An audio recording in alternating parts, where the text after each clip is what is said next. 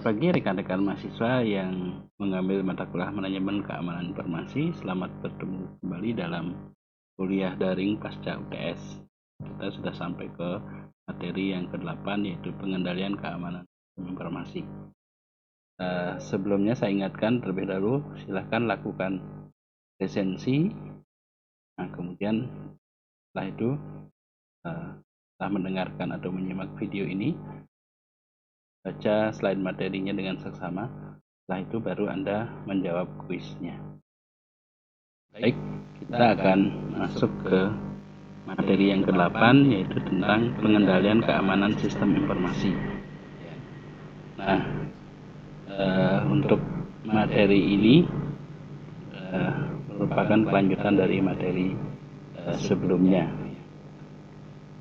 Pengendalian keamanan sistem informasi di sini berkaitan dengan keamanan sistem informasi. Diperlukan tindakan berupa pengendalian terhadap sistem informasi, kontrol-kontrol untuk pengamanan sistem informasi antara lain. Di sini yang pertama adalah kontrol administratif, kemudian kontrol pengembangan dan pemeliharaan sistem, kontrol operasi, proteksi terhadap pusat data, kemudian kontrol perangkat keras, kontrol akses terhadap sistem komputer, kontrol terhadap akses informasi, kemudian kontrol terhadap bencana, kontrol terhadap perlindungan terakhir, dan kontrol terhadap aplikasi. Nah, di sini ada 10 jenis kontrol yang dilakukan dalam pengendalian sistem informasi ini. Ya. Baik, kita lanjutkan. Kontrol administratif di sini yang pertama ya dimaksudkan untuk menjamin bahwa seluruh kerangka kontrol dilaksanakan sepenuhnya dalam organisasi yang berdasarkan prosedur-prosedur yang jelas. Ya, kontrol ini mencakup hal-hal sebagai berikut ya. Misalnya mempublikasikan kebijakan kontrol yang membuat semua pengendalian sistem informasi dapat dilaksanakan dengan jelas dan serius oleh semua pihak dalam organisasi.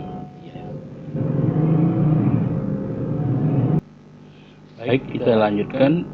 Prosedur yang bersifat formal dan standar pengoperasiannya disosialisasikan dan dilaksanakan dengan tegas. Termasuk hal ini adalah proses pengembangan sistem, prosedur untuk backup, pemulihan data, dan manajemen pengarsipan data.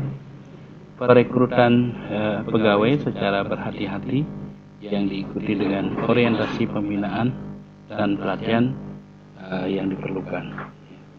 Kemudian juga termasuk kontrol administratif ini adalah supervisi terhadap cara pegawai, termasuk pula cara melakukan kontrol kalau pegawai yang melakukan penyimpangan terhadap yang diharapkan. Nah, pemisahan tugas-tugas dalam pekerjaan dengan tujuan agar tak seorang pun yang dapat menguasai satu proses yang lengkap. Sebagai contoh, seorang program harus diusahakan tidak mempunyai akses terhadap data produksi atau operasional ya, agar tidak memberikan kesempatan untuk melakukan kecurangan. Nah, kemudian yang berikutnya adalah kontrol pengembangan dan pemeliharaan sistem. Untuk melindungi kontrol ini, peran auditor sistem informasi sangatlah penting. Auditor sistem informasi harus dilibatkan dari masa pengembangan hingga pemeliharaan sistem untuk memastikan bahwa sistem benar-benar terkendali, termasuk dalam hal otorisasi pemakai sistem. Aplikasi dilengkapi dengan audit trial sehingga kronologi transaksi mudah untuk ditelusuri. Yang berikutnya adalah kontrol operasi. Di sini dimaksudkan agar sistem beroperasi sesuai dengan yang diharapkan. Termasuk dalam kontrol ini diantaranya pembatasan akses terhadap data, kontrol terhadap personel atau pengoperasi, dan kontrol terhadap peralatan, kontrol terhadap penyiapan arsip, kontrol terhadap virus. Untuk mengurangi terjangkitnya virus, administrator sistem harus melakukan 3 kontrol berupa preventif, detektif, dan korektif. preventif artinya pencegahan, detektif itu untuk mendeteksi, kemudian korektif kalau sudah terjadi kerusakan langsung diperbaiki. Ini uraian tadi ya, preventif ini contohnya di sini menggunakan salinan perangkat lunak atau akses yang berisi mikro yang benar-benar bersih ya, dan seterusnya. Kemudian yang detektif di sini contohnya secara rutin menjalankan program antivirus untuk mendeteksi virus.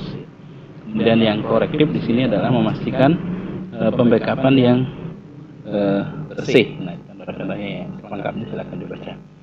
Nah, proteksi fisik terhadap pusat data. Nah, untuk menjaga hal-hal yang tidak diinginkan terhadap pusat data.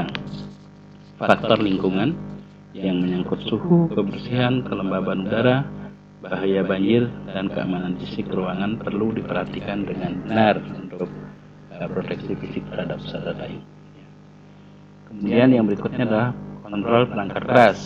Untuk mengatasi kegagalan sistem komputer, terkadang organisasi menerapkan sistem komputer yang berbasis fault tolerant, toleran terhadap kegagalan ya. Nah, misalnya itu kalau ada kesalahan tidak gagal total gitu nanti ya, harus ada backupnya. Pada sistem ini jika komponen dalam sistem mengalami kegagalan, maka komponen cadangan atau kembarannya segera mengambil alih peran komponen yang rusak. Sistem fault tolerant ini dapat diterapkan pada 5 level, yaitu komunikasi jaringan, toleransi kegagalan terhadap jaringan yang dilakukan dengan menduplikasi jalur komunikasi dan prosesor komunikasi. Kemudian yang kedua adalah prosesor redundansi, prosesor yang dilakukan antara lain dengan teknik watchdog prosesor yang akan mengambil alih prosesor yang bermasalah. Jadi ketika ada yang bermasalah, watchdog-nya akan ambil alih pekerjaannya. Kemudian yang berikutnya adalah penyimpanan eksternal terhadap kegagalan. Penyimpanan eksternal antara lain dilakukan melalui disk memorying atau disk shadowing yang menggunakan teknik dengan menulis seluruh data ke disk secara paralel. Jika salah satu disk mengalami kegagalan, program aplikasi tetap bisa berjalan dengan menggunakan disk yang masih baik. Nah, yang berikutnya masih kontrol perangkat keras, catu daya, toleransi kegagalan pada catu daya diatasi melalui biasanya punya UPS ya, uninterrupted power system, untuk menyimpan arus, terutama untuk server di sini biasanya. Ya, kemudian transaksi toleran atau kegagalan pada level transaksi ini ditangani melalui mekanisme basis yang disebut dengan rollback yang akan mengembalikan ke dalam semua, yaitu seperti sebelum transaksi dimulai sekiranya di pertengahan pemrosesan terjadi kegagalan. Nah, kemudian kontrol akses terhadap komputer di sini juga masih termasuk ya, untuk melakukan pembatasan akses terhadap sistem. Setiap pemakai sistem diberi otoritas yang berbeda-beda. Ya, setiap pemakai dilengkapi dengan pemakai dan password, nama pemakai dan password atau username dan password ya. Kemudian sistem-sistem yang lebih maju ya, mengkomendasikan dengan teknologi lain seperti misalnya mesin ATM menggunakan kartu magnetik atau bahkan kartu cerdas sebagai langkah awal untuk mengakses sistem, dan kemudian baru diikuti dengan masukkan PIN personal identity number. Teknologi yang lebih canggih ini menggunakan sifat-sifat biologis manusia yang bersifat unik seperti sidik jari dan retina mata sebagai kunci untuk mengakses sistem. Pada sistem yang terhubung ke internet, akses internet dari pemakai luar ya, internet dapat dicegah ya dengan menggunakan firewall. Nah, firewall dapat berupa program atau perangkat keras yang memblokir akses dari luar internet. Kemudian masih kontrol terhadap akses informasi ya. Ada kemungkinan bahwa seorang yang tidak berhak terhadap suatu informasi berhasil membaca informasi tersebut melalui jaringan dengan menggunakan teknik sniper atau memata-matai atau menyadap. Untuk mengantisipasi keadaan seperti ini, alangkah lebih baik sekiranya informasi tersebut dikodekan dalam bentuk yang hanya bisa dibaca oleh yang berhak.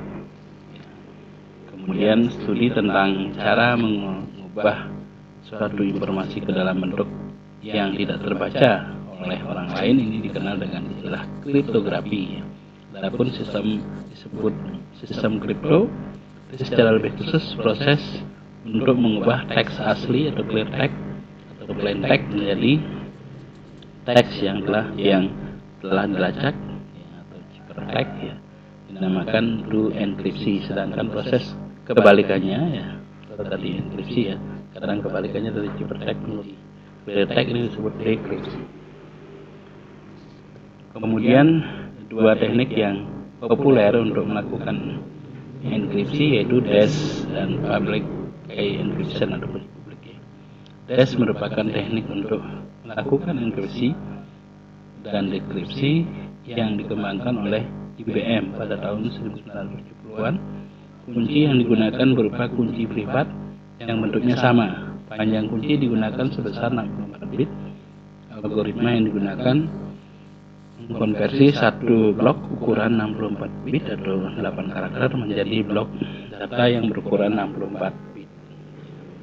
Nah, sistem DES yang menggunakan kunci privat memiliki kelemahan yang terletak pada keharusan untuk mendistribusikan kunci ini. Pendistribusian inilah yang menjadi titik rawan untuk diketahui oleh pihak penyadapnya.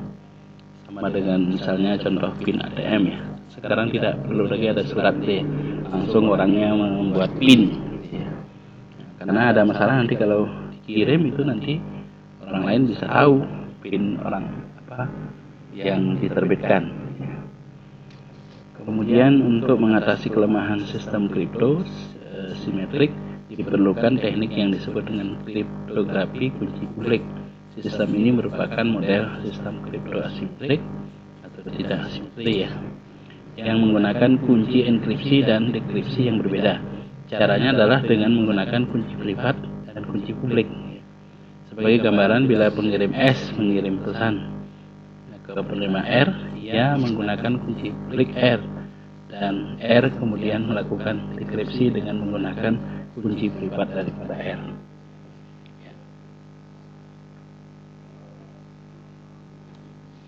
Baik, kita lanjutkan dengan kontrol terhadap bencana. Nah, menurut SWOS tahun 1998 membagi rencana pemulihan terhadap bencana ke 4 komponen, yaitu rencana darurat atau emergency plan, menentukan tindakan-tindakan yang harus dilakukan oleh para pegawai manakala bencana terjadi. Kemudian yang kedua rencana cadangan, itu namanya backup plan Ini menentukan bagaimana pemrosesan informasi akan dilaksanakan selama masa darurat. Kemudian yang ketiga rencana pemulihan atau recovery. Di sini menentukan bagaimana pemroses akan dikembalikan ke dalam keadaan seperti aslinya secara lengkap, termasuk mencakup tanggung jawab masing-masing personil. Kemudian yang keempat adalah rencana pengujian atau test plan. Ini menentukan bagaimana komponen-komponen dalam rencana pemulihan akan diuji atau disimulasikan. Nah, kemudian berikutnya adalah kontrol terhadap perlindungan terakhir. Kontrol terhadap perlindungan terakhir dapat berupa yang pertama adalah rencana pemulihan terhadap bencana.